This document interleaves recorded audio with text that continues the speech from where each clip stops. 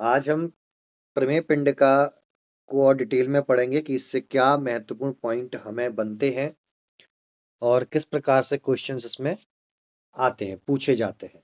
तो last term में मैंने आपको प्रमेय पिंडिका का ब्रीफ रिव्यू दे दिया था, जिसमें समराइज करके हमने इस चार्ट को पढ़ा था। फिर से इस चार्ट को देखते हैं कि चरक ने प्रमेय पिंडिका कितने प्रकार की मानी है।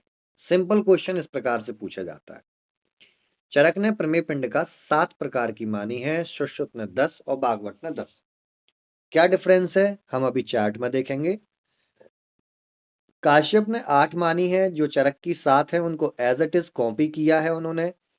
उसके साथ में एक अरुंसिका नाम की प्रमेय पिंडिका उन्होंने बता दी है। अरुंसिका नाम की प्रमेय पिंडिका उन्होंने बता दी। अरुंसिका जस्ट लाइक पिंपल, पिंपल जैसा होता है उसी शेप में ये होती है। भोज ने 9 प्रकार की मानी है, जिसमें कुलत्तिका भी उन्होंने अलग से कह दी है। हम चार्ट की तरफ देखते हैं। चार्ट में आपको पांचों आचार्यों के अनुसार प्रमेय पिंडिकाओं के नाम दिख रहे हैं, जिसमें शराबिका है। शराबिका आपने प्याली देखी होगी, जो उसकी बनती है मिट्टी के घड़े, मिट्टी की बनती थी पहले, अभी भी शायद है, मटके को ढकने के लिए और पूजा के समय पे हवन वगैरह छोटे मोटे करने के लिए होती हैं। इस प्रकार की क्रूसिबल जिसको बोलते हैं, तो इसको शराब बोलते हैं। ये शराब शेप की होती है, तो इसको शराब बोलते हैं। इसी से अर्थ लिया गया शराबिका। अब इसको यदि हम उल्टा करके देखें तो उल्टी ये इस प्रकार से हो जाएगी।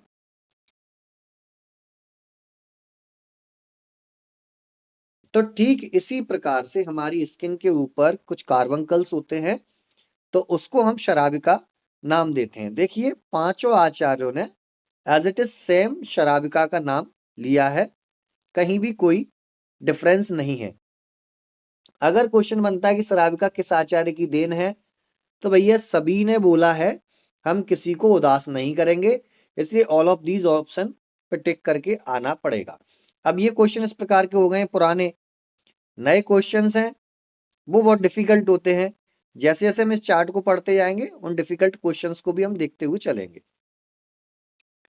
सेकंड, उसके बाद कच्छपिका का वर्णन आता है। कच्छपिका मतलब कछुआ।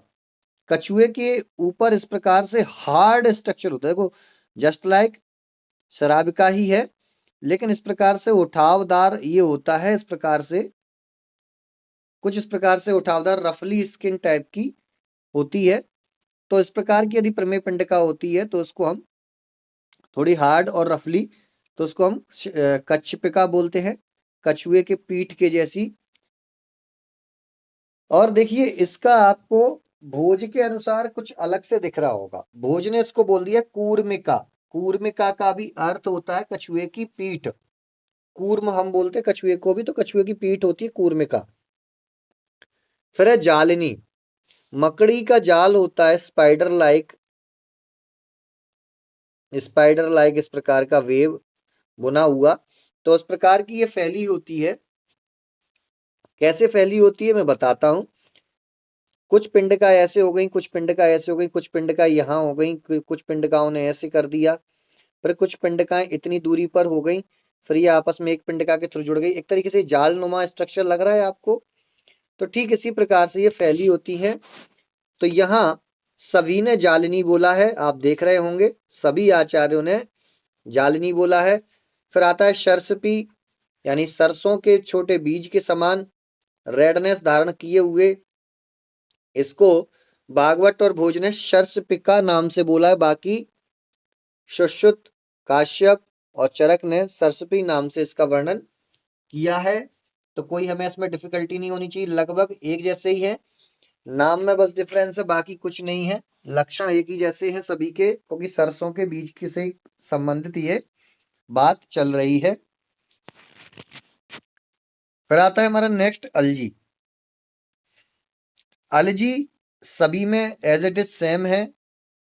फिर आता है बिनता। बिनता भी सभी में सेम है, बस आचार्य भोज ने नहीं मानी है ये।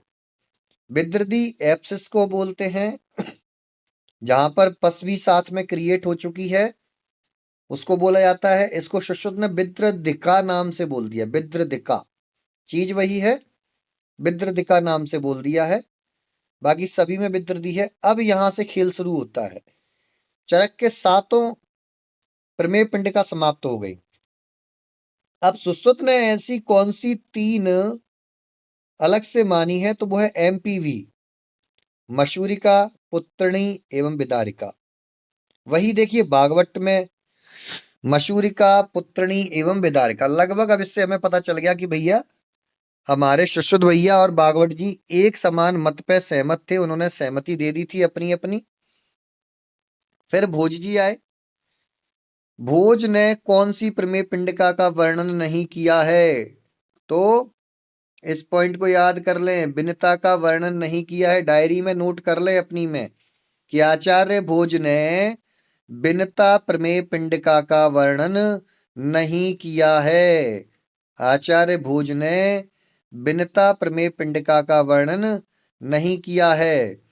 अब आता है 8वें नंबर को, आप देखिए, जहां सुश्रुत और भागवत ने मशूरिका का वर्णन किया है, वहीं पर हमारे भोज ने कुलत्थिका का वर्णन किया है, यानी कुलथी का वर्णन कर दिया गया है आचार्य भोज के अनुसार। तो यही क्वेश्चन है कि हमारे आचार्य सुश्रुत और भागवत ने मशूरिका का वर्णन किया है, उसकी जगह पर आचार्य भोज ने किस प्रमेय पिंडिका का वर्णन किया है, कुलत्थिका का वर्णन किया है। या प्रमेय पिंडिका से संबंधित कोई श्लोक वो आपको दे देंगे, उसमें कुलत्थिका वर्ड अगर आपको दिख रहा है तो आप उसको टिक करेंगे कि ये किसका रेफरेंस हो सकता है, ये रेफरेंस भोज का रेफरेंस हो सकता है। अब देखिए इन दोनों ने पुत्रणी बोला है, पुत्रणी, और यहां पर भोज ने पुत्रिका बोला है, चीज वही है, पुत्रणी पुत्रिका।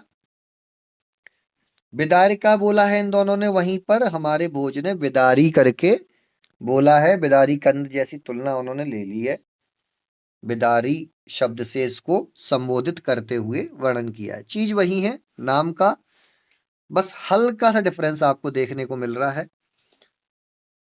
अब आचार्य काश्यप जी ने अगर देखें तो A to Z जो सातों हैं वो सातों की सातों प्रमेय पिंडिका काश्यप जी ने आचार्य चरक से ले ली हैं। लेकिन 8वें नंबर की अरंसिका नाम की, जो मैंने जस्ट बताया था अभी, पिंपल लाइक कार्बंकल, छोटा होता है, पिंपल जितना छोटा होता है उसी प्रकार से होता है, उसी प्रकार से इसकी उत्पत्ति होती है, बट ये बहुत दर्दनाक होता है, इसलिए इसको अरंशिका नाम से संबोधित करते हुए यहाँ पर कार्बंकल्स यानी प्रमेय पिंडिका के अंदर काश्यप जी ने वर्णित कर दिया है। तो अरंशिका किसकी मूल देन है, किस आचार्य की मूल देन है प्रमेय पिंडिका में, तो आचार्य काश्यप के अनुसार अरंशिका मूल देन है प्रमेय पिंडिका में। तो ये हमने चार्ट से एक बहुत बड़ा डिफरेंस पता कर लिया, जो एग्जाम में बहुत महत्वपूर्ण तरीके से पूछा जाता है। अगर प्रमेय पिंडिका से क्वेश्चन बनेगा तो चांस होते हैं 90% इसी चार्ट से क्वेश्चन बने। हम आगे की तरफ बढ़ते हैं कि प्रमेय पिंडिका का स्थान आचार्य चरक ने कहां कहां पर माना है, तो मांसल प्रदेश, यानी जहां पर मसल्स ज्यादा होती हैं, फ्लैशेस ज्यादा होता है, उन जगह पर प्रमेय पिंडिका होंगी। बिल्कुल सही बात है, हड्डी में तो हो नहीं सकती, अस्थि धातु में तो हो नहीं सकती, हार्ड स्ट्रक्चर में हो नहीं सकती। फैट में प्रमेय पिंडिका कहां से होंगी, यानी मेद धातु में नहीं हो सकती। क्यों भैया, मेद को आप फैट को पिघलाएंगे, डिजोल्व होके अपना स्ट्रक्चर ही खो देगा। ये केवल प्रमेय पिंडिका वहां पर होंगी जहां पर टिश्यू, तने, फाइबर हो, ऐसी जगह पर होंगी कि वो स्किन को रप्चर्ड करे बट खत्म ना कर पाए, इसलिए मांसल प्रदेश में।